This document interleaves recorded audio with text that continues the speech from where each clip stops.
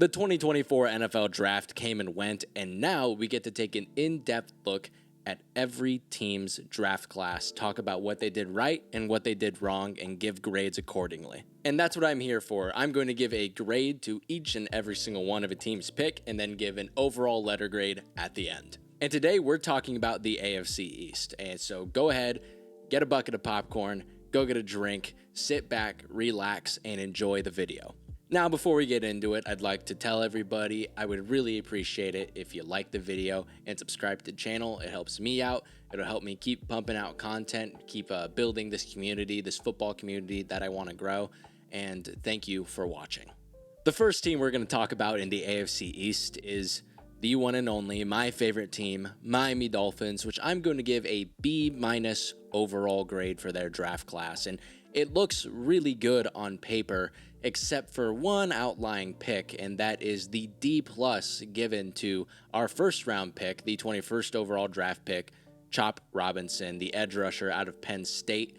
And this is a lot more to do with the front office and their draft choice rather than Chop Robinson himself.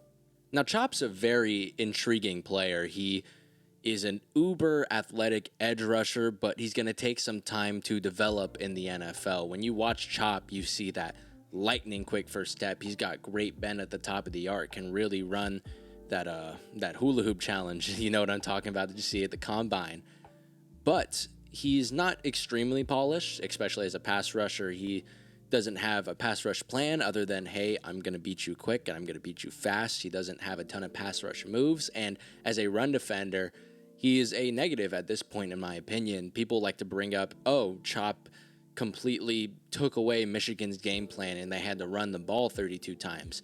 They also ran the ball 32 times because that neutralized a player like Chop Robinson, who is what I would call a DPR, a designated pass rusher in the NFL at this point. And that's kind of where my problem lies with this pick. We are what I would say is a competing team that desperately needed some interior offensive line help. And we chose a DPR, which I don't think we had the luxury of making. Now, I know we had some edge issues at the end of the year last year. Chubb went down, Phillips went down, Van Ginkel went down, and we had to go into the playoffs with some fossils. And that's why I get the pick to a degree. You want to get some edge depth. Edge depth is very important. It's a premium position in the NFL. However, I'm not entirely sure I'd be super confident with Chop filling into a full-time role regardless, because he's the developmental guy. I don't think he's a 3-down edge rusher at this point in his young career. I'm not saying he can't develop into that, but for a team that's trying to win now, this pick doesn't make a lot of sense, especially with a guy like Graham Barton and the interior offensive lineman from Duke who is still on the board, who I think should have been the pick at 21. Would have very versatile, could have played tackle if someone went down, guard, center. You start him anywhere. I think he's a Pro Bowl caliber player week one. But I see the upside with Chop, and I get having edge depth, and who knows, maybe the interior offensive line is better than I think it'll be. At this point, I think I'm right that it's not going to be all that great, but there's a world where he is just so effective as a pass rusher that I'm going to eat my words with this pick in his rookie year. But for right now, it's going to be a D+. Moving on to the second round pick, however, going to Patrick Paul, getting a B+. He's a offensive tackle out of Houston, and another one of those picks where not necessarily going to help us win now, not in the slightest. He is a developmental tackle prospect, but this time it makes a little more sense because we took him because we'd like him to be our eventual Armstead replacement. Armstead probably got a year or two left before he retires and calls it a career. We'd like to take that year or two to develop the 6'7", 300, I forget the exact weight, but he's a big boy. He's got long arms. He's athletic. His technique needs a lot of refinement. His balance and core needs a little bit of work, but I see the vision there. I like the pick.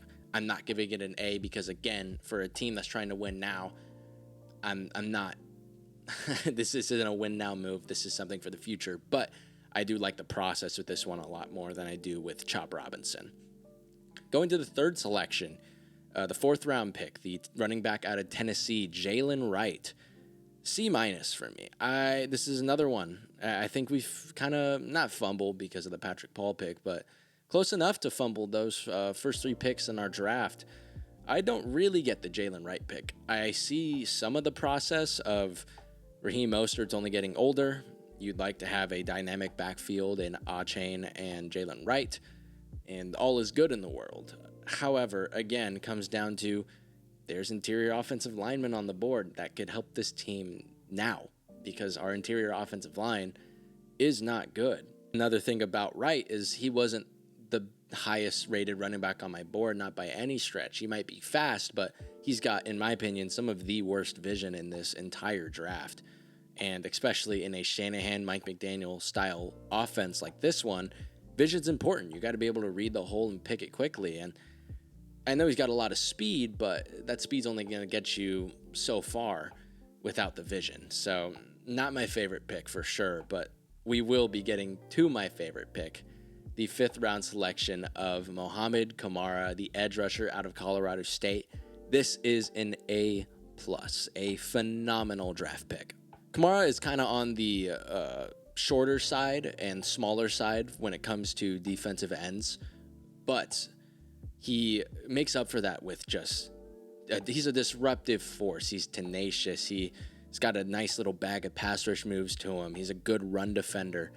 In fact, I think he might even have a little bit of a higher floor than Chop as an edge rusher in the NFL. I wouldn't be surprised if he got, at least year 1, got a little bit more playing time than Chop did. So yeah, he's one of those guys where you didn't really notice the length issues on tape because of just, he was tenacious. He saw a ball, he wanted to go get ball, and I'm very happy with this draft pick. This is an A+ for me for sure.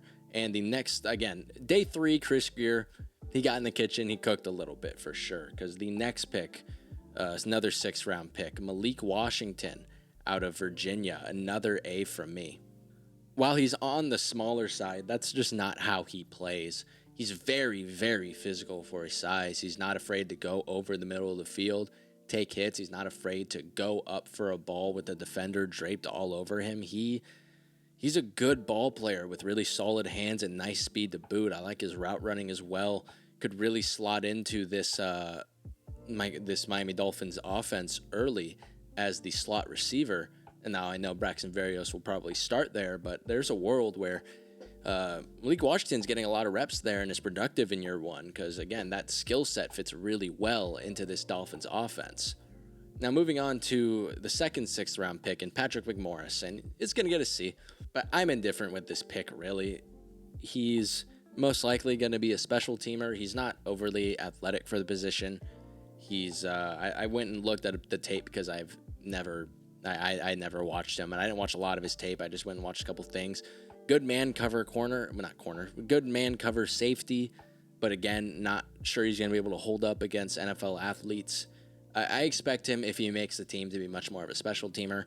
I'm giving it a C because, I would have liked to take in a little bit more athletic upside at that position, but you can't. I'm not going to nitpick too hard when it comes to a 6th round pick. That's something maybe I forgot to say. Once we get to the 6th, 7th rounds, even sometimes the lower 5th rounds, I'm not going to nitpick too hard. At the end of the day, you're just taking players you think are going to help your team, and I didn't watch Patrick McMorris. Clearly they did, right? But moving on to the last pick, Taj Washington out of USC, getting an A for me as well.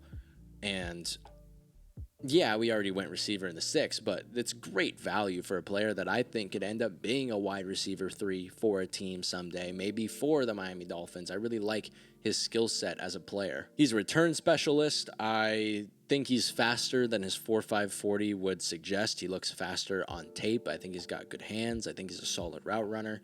I think he's a good depth piece and could potentially be a good kick returner for us. So I really like the value there.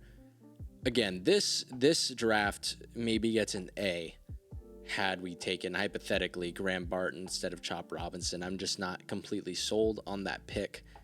But a B- overall. I think we had a much better last 2 days than the first round, but you have to take the first round into effect because that's a valuable pick. It's a lot more valuable than the other picks you're going to get. So B- for the Miami Dolphins, and next we're going to move to the New England Patriots. Now, the New England Patriots overall draft is going to be a C+, but before you attack me, Patriots, although I gave the overall draft a C+, I think you guys are winners at the end of the day because of the third overall pick, because of the fact that Drake Maye fell into your guys' lap. In my opinion, that is a franchise quarterback. He was easily my second-ranked quarterback in this year's class. In any other class that didn't feature Caleb Williams, he's most likely the first player off the board. He's a special talent in my eyes. 21 years old, 6'4", 230, can make every throw, great arm. He's probably the second best rusher in this class as well.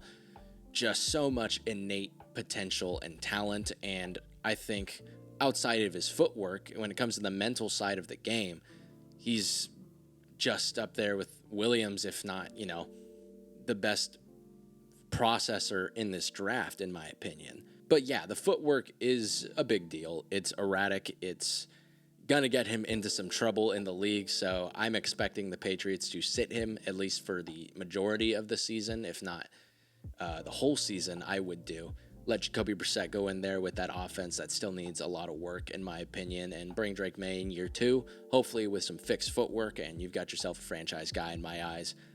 It's hard to say that the third overall pick was the steal of the draft, but I think in this case it was.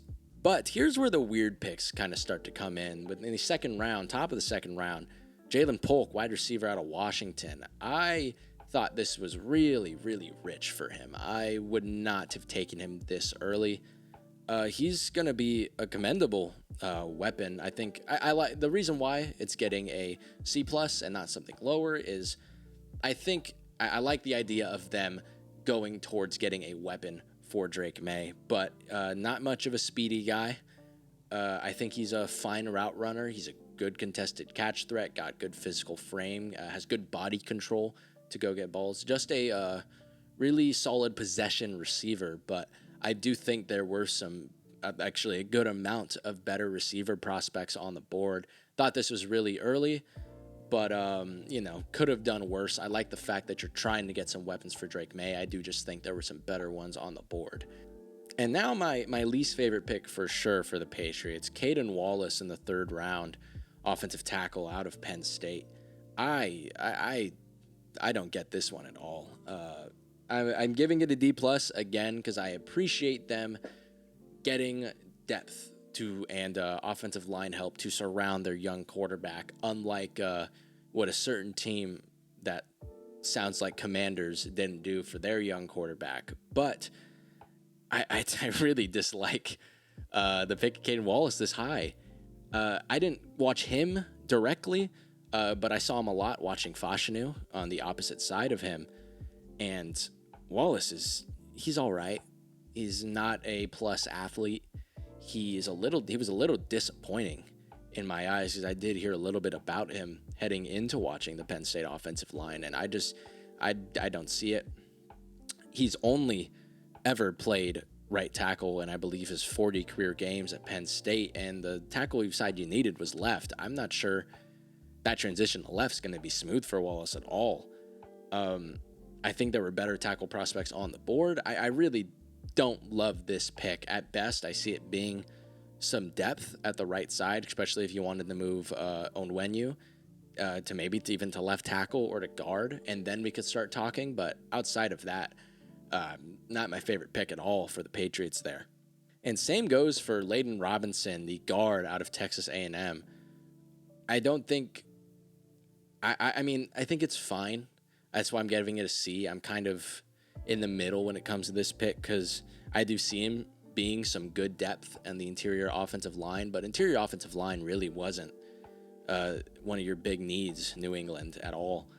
And, I don't see this being a very high upside pick either. I think he's got a decently high floor, but again, not somebody you're taking to develop into a plus starter someday. Not in the slightest in my eyes. So don't love the pick. Again, I like the fact of getting depth. I don't think he's going to be a bad player by any means. I just don't see him making an impact unless somebody were to go down with injury in these next 2-3 years. You know what I mean? But, before I start keeping negative, you guys did have an absolute steal of Javon Baker in the 4th round. I actually had a higher grade on Baker than I did Polk. So had you switched these 2 picks, you might have gotten to a B-, I think. But no, seriously, Javon Baker's an awesome player. I thought he'd go a lot earlier than this. A good comparison I had heard for him is actually Devontae Parker, who, not old Devontae Parker, more like the Dolphins Devontae Parker, had a lot more juice and excitement to his game. Really, really great contested catch threat, and I like the vertical ability that he's going to be able to bring to this Pats offense. And although he's not an absolute burner by any stretch, just the fact that he's going to be able to go up and get the ball is going to scare defenses, man. I think he's going to be Drake Maye's best friend. He might just be the best receiver on your team week 1. So I love this pick. It's getting an A+ from me for sure. In the 6th round, you go get Marcellus Dial, defensive back. I gave it a B. I haven't watched a ton of him, but from what I've read and seen from the scouting reports, very much a jack of all trades kind of player. Can play outside corner, slot corner, even play a little bit of safety. So getting depth at that position is always a good thing. And then we move on to Joe Milton, getting a D+ for me. I know I said I wouldn't ridicule late round picks all too much, but I really, this is a head scratcher for me for sure.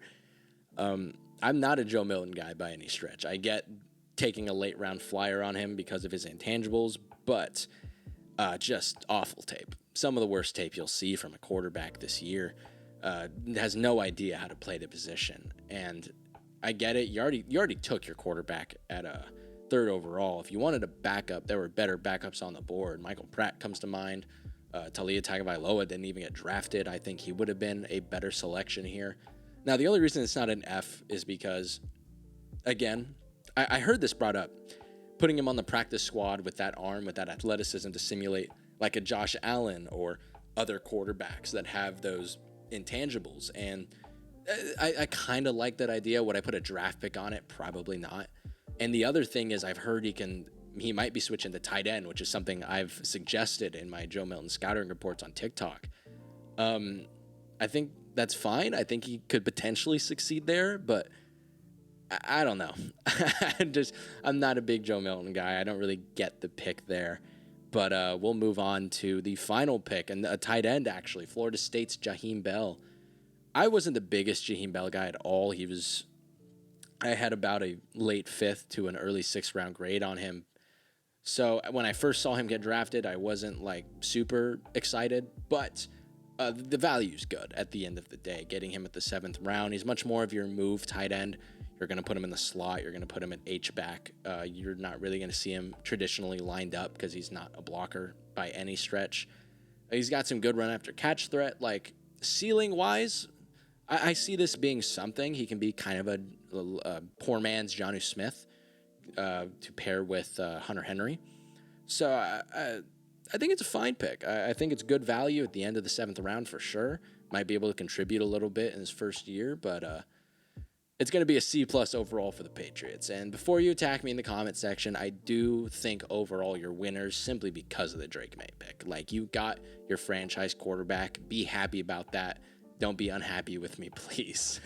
But next, we're going to move on to the Buffalo Bills. It pains me to say this, as a Dolphins fan, but the Buffalo Bills absolutely knocked it out of the park this draft, getting an A overall grade for it all. So let's get right into it, starting with their first pick, the first pick in the 2nd round after trading out Keon Coleman, wide receiver out of Florida State. One of my favorite receivers in this draft for sure. I think he was heavily misutilized at Florida State, and it doesn't help that he lost his starting quarterback as well. Just an athletic freak, man. 6'4", 220, gonna go up and catch every contested ball you throw his way. He's got an absolute highlight reel of one-handers and going up above people, but one of the more underrated factors of his game is his run after catch ability as well. He'll hurdle guys, man. It's hard to tackle in the open field. He's got the makings of like a true number 1 wide receiver if Buffalo can use him right, and I think they will. I think that connection between him and Josh Allen is going to be absolutely devastating, especially with Josh Allen being able to extend plays. Keon's going to say, cool, I'm going to just run down the field, and he's going to throw that thing to me, and I'm going to go catch it. And it could potentially be that kind of receiver for the Bills. So I love the value, especially the fact that you're able to gain more picks by trading out of the first round and still able to get your guy there. Just an awesome pick for the Bills. Going to get an A from me for sure. And next we'll move to second round pick, Cole Bishop, also getting an A, the safety out of Utah.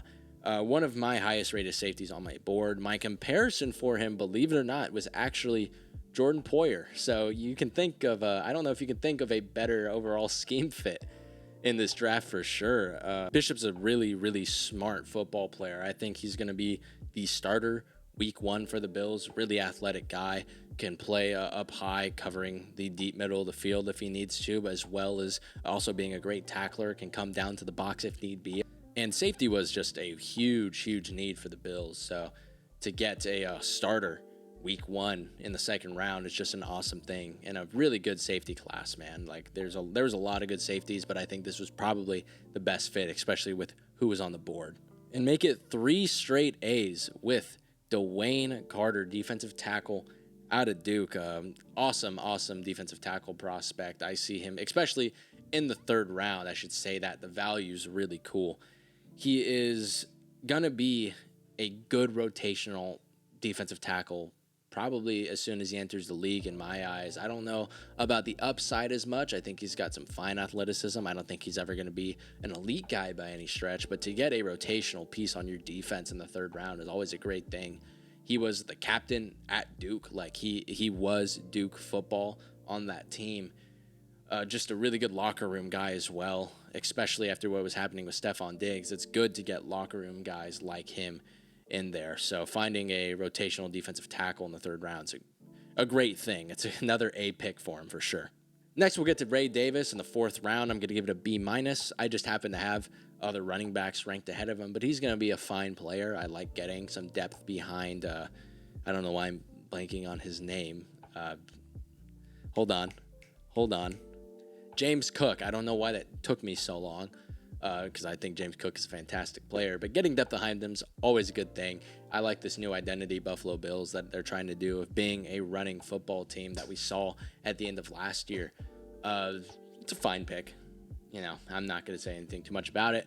I think there were better running backs, but at the end of the day, Ray Davis, I think, is going to be a fine player. And then you get to Cedric Van Pran Granger in the fifth round. This is going to be an A+ from me. He was my fourth-ranked center on the board, and although he's not going to be able to play any other position than center in my eyes, he's not the most athletic character in the world, but man, he is super technically sound, a longtime starter at Georgia. He's got a bit of a smaller frame, but again, that technique is just too good to pass up. I had a early third-round grade on Granger, actually, so getting him in the fifth round, big deal, man. Just excellent drafting thus far, and probably for the rest of the draft, as we'll see for the Bills. Then we get to Edifon Olufishina. Sorry if I'm saying that wrong. Olufoshio. I think it's a fine pick, C+. He's a pretty athletic linebacker, and I'm always a fan of taking athletic linebackers to develop late in rounds. I wasn't in love with this film. I did watch it. He's not going to offer a whole lot in the first year, maybe even first 2 years. He's really raw as a player in my eyes, but has that athleticism to, again, eventually develop. And I think he contributed on special teams early on for this Bills team as well. And special teams is always great. Special teams is always a great thing to bet on, especially one that you can develop into a starter someday. I know I've said that multiple times, the word develop, in these last couple of seconds, but I think it's a fine pick overall, C+. And then Javon Solomon, edge rusher out of Troy, going to get an A from me for sure. I love the value of him. I would have picked him a little bit earlier than he went. A little bit undersized, kind of like even a little smaller than Mohamed Kamara, except he's got the length that Kamara lacks. Really, really long 34-inch arms and big hands. He's got a really nice motor. He's tenacious. I think he's got a little bit, not a huge bag of pass rush moves, but he's got his own his own little bag there. He was highly productive in college. He can come in as a nice rotational edge rusher for this football team that sometimes needs a little help on the edge due to injuries. And you think of like Von Miller and things like that. Just a really great value pick. And then we get to Tylan Grable, offensive tackle out of UCF. I didn't watch his tape. I'm not going to be one to tell you I did. I went ask some people who I trust that I did, and they're not the biggest fans. He's athletic. He used to be a former tight end, but really, really raw prospect that you're taking as a developmental guy, not gonna get play time, hopefully, in the next 2-3 years for sure. But again, I'm not gonna nitpick these late round picks all too much. Nothing wrong with taking a developmental tackle. But I am gonna reward the late round picks that teams get right. And Daquan Hardy, Penn State cornerback. There were 3 Penn State DBs. Blanking on one of the names, but it was them, Daquan Hardy, and Kalen King that I watched this year. And Daquan Hardy was the best one, in my opinion. Really good fit for their system. He can come in, play the slot if he needs to. I think he can even go in outside in their zone looks. I think, again, just great value. The Bills are killing it, man. They're getting value out of each and every single one of their draft picks. And we're going to end it with Travis Clayton. I'm going to give it a B because I think a lot of people don't know he's part of the IPP, the International Players, why am I forgetting? Program. There you go. There's the other P. So he's a developmental tackle. Gonna take a lot of time to develop for sure. But the thing about the IPP is they won't take away a practice squad spot. You get an extra spot for international players. So no harm, no foul, taking a guy that maybe can turn into something someday, and he's not taking away a roster spot at that. So just a smart pick at the end of the 7th round for sure. And that was the Bills draft. As an AFC East fan as well, it scares me. I don't love that their draft was this good, but they got a lot of players that I think are going to be very, very good in the NFL, specifically their top 3, especially Coleman and Bishop, just immediate starters day one that I think can be plus starters day one. So congratulations, Bills fans. And next we're moving on to the New York Jets. On to our final AFC East team, that being the New York Jets. They're going to get a B overall grade. I think it was a pretty good draft, all things considered, especially the top of it. But we're going to get going straight into it. The 11th overall pick, Olu Fashanu, offensive tackle out of Penn State. Going to get a B+ from me. Now, before Jets fans attacks me, here's my reasonings for it. Olu was my 3rd-ranked offensive tackle, and he was actually tied for 3rd with Fontenot. So for me, it went Joe Alt, Amarius Mims, Olu, and Fashanu. But I thought they were 2 different players. I thought Fontenot's floor was really high, maybe the highest floor other than Joe Alt for a tackle in this draft. While Fashanu's was a lot lower, but his ceiling was immense. And that's kind of my thing. You have Aaron Rodgers.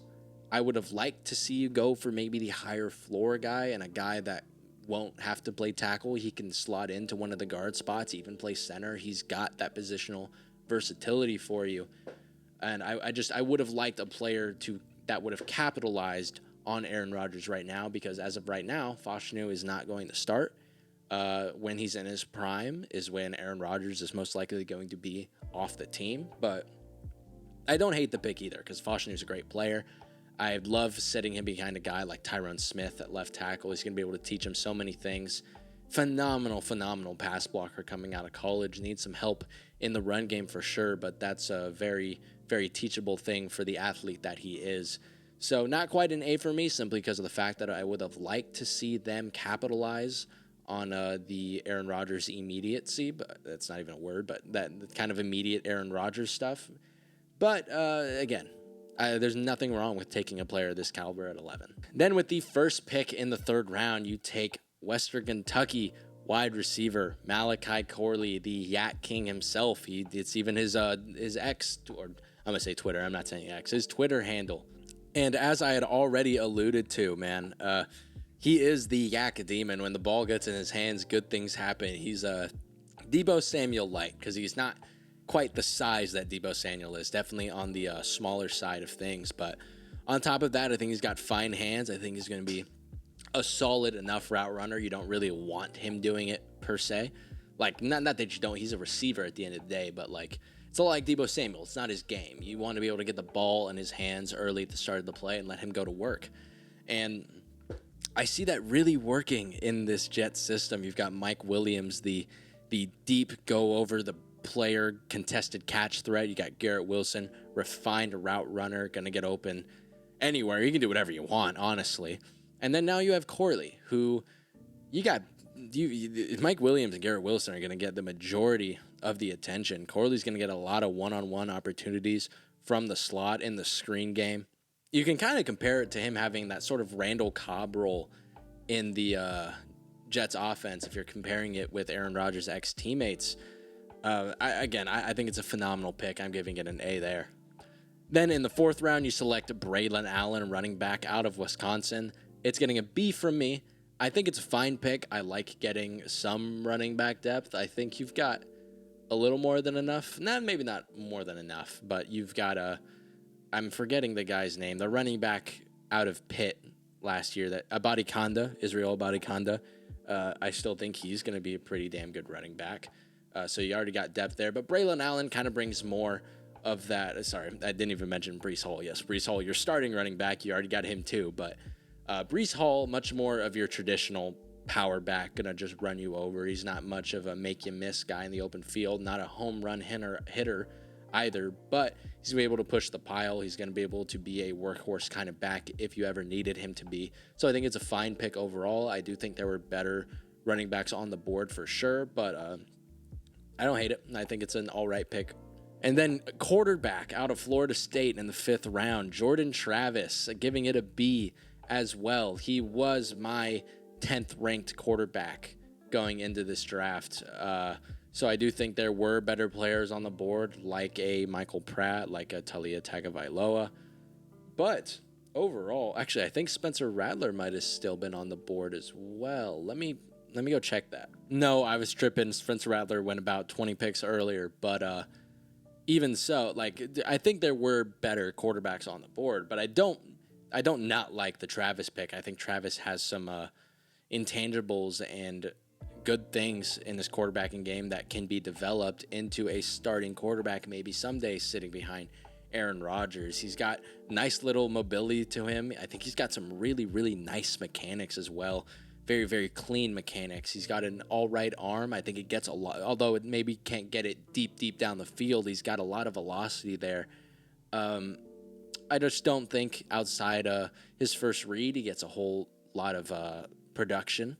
I don't think he reads the field all that well right now, but more on the mental side of the game for Travis. But again, sitting behind Aaron Rodgers is never a bad thing. We saw that with Jordan Love. If he can learn that mental side of the game from Aaron Rodgers, maybe you're looking at the eventual Rodgers replacement. I personally doubt it, but I don't mind taking a flyer on a guy that just got injured, was in the Heisman race at one point, has some intangibles that you can work with. I like the pick of Jordan Travis, a B.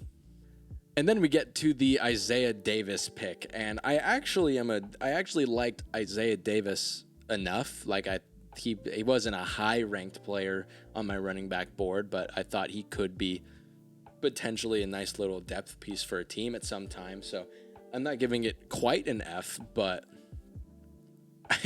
I don't get the process of that. You have a lot of running backs in that room now, and maybe there's no such thing as too much running backs. I disagree. I think you got too much. Just kind of a redundant pick.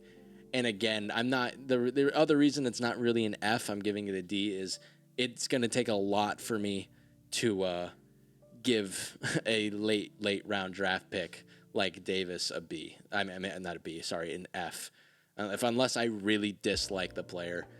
We're just going to leave it there. I don't really get the pick, however. Then only a couple picks later in the 5th round, Quantez Stiggers actually played in the CFL, never went and played college football. He was actually the CFL's Rookie of the Year. He's got clear ball hawking skills.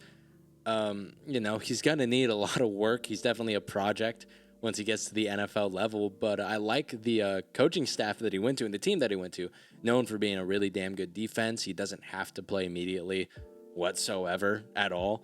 He's got a great cornerback room in front of him, great cornerbacks that he can learn from. Very, very intriguing pick. I like it. I'm giving it a B for sure. And with the final pick in the AFC East draft grades, and actually the final pick of the entire draft, Mr. Irrelevant himself, Jalen Key, Alabama defensive back.